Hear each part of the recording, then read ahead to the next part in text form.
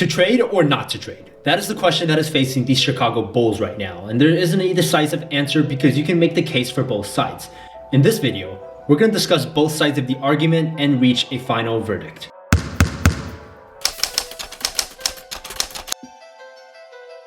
What's up guys, my name is Mark and I know how it feels to be a Bulls fan right now. The team has struggled to rebuild ever since Michael Jordan retired, and they thought they had the next Michael Jordan and Derrick Rose. Obviously that didn't turn out so well. And then they were blessed with Jimmy Butler, the 30th overall pick, who has now turned himself into a legitimate superstar. And now, there are trade rumors swirling around on what seems to be the only surefire centerpiece of their future. The Bulls had a very up and down season, from Butler and Wade calling out the team, to Rondo firing back on Instagram, to barely clinching on to the 8th seed, to going up 2-0 on the first seed Celtics, and then losing 4 games in a row to get knocked out in the first round of the playoffs. The team's future is certainly murky, and from the outside, no one really has any idea what their plans are.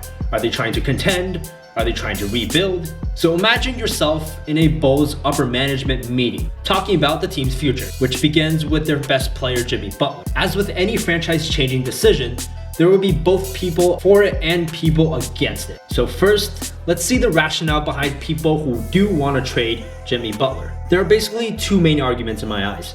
Number 1 is that Jimmy Butler's contract will be up by 2019, 2 seasons from now, when he'll have a player option, and he's shown no indication that he's 100% committed to staying in Chicago. So for the risk of losing him for nothing, why not trade him for an asset or someone who can help you jumpstart the rebuilding process? The later you trade him, the less you can get for him, which kind of leads us to the second argument, which is that the Bulls will not be able to build a championship caliber team around Jimmy Butler in the next 2 or 3 seasons. Just forget the fact that LeBron literally owns the Eastern Conference. If you're the Bulls and you look at your roster right now, do you see any indication of this team performing better than it did the past season? Sure, you can make the argument that they might have beaten the Celtics if Rondo didn't get injured, but at this point, you should be expecting Wade and Rondo to be injured at some point, and they're only going to get older.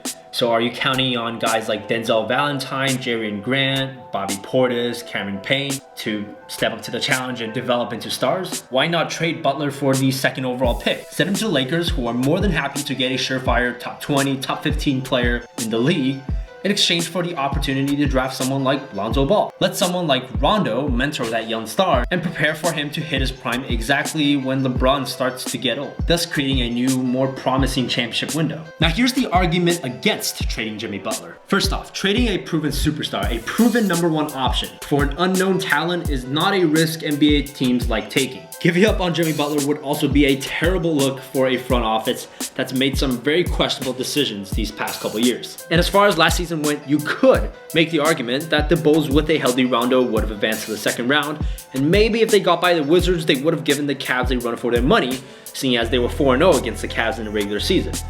You could point to the fact that they ended the season playing really well, and that maybe the Rondo Wade Butler thing could work, and that you just needed to give them more time to gel. Another argument for keeping Jimmy Butler would be that the alternative of trading him is even more dangerous than the risk of keeping him and losing him for nothing.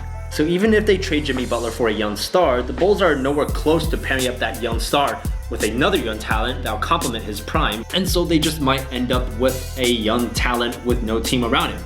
Sound familiar? Yeah, they just might end up in this exact same position they are in right now, which is having a team with 1 legitimate all-star and no one else to help them out. So what, are you gonna pull a Sam Hinkie, throw away 2 to 3 seasons, which still doesn't guarantee you anything by the way, and would probably get most of the management fired? So no doubt, this is a tough decision. Both sides have cases, and ultimately this depends on which direction the Bulls are going and what type of risk they will want to take. But in my opinion, like we mentioned, the alternative doesn't seem more attractive than keeping him, and I'm not sure the Bulls can get equal return in a potential blockbuster deal. All the Lonzo Ball stuff is still for the most part hypothetical. And I guess the more important reason, I'm in the camp of people that believe in Jimmy Butler as the #1 option on a championship team. I think he's an absolute superstar, he's not afraid of the moment, and he has the right mental makeup to be that guy on a potential championship team. And whenever you have that guy, I almost never consider trading him because there's not that many of those guys in the league at any given moment. So that ends today's video. I'm interested to see what you think. Should they trade Jimmy Butler? Should they keep Jimmy Butler? Leave it down in the comment section below.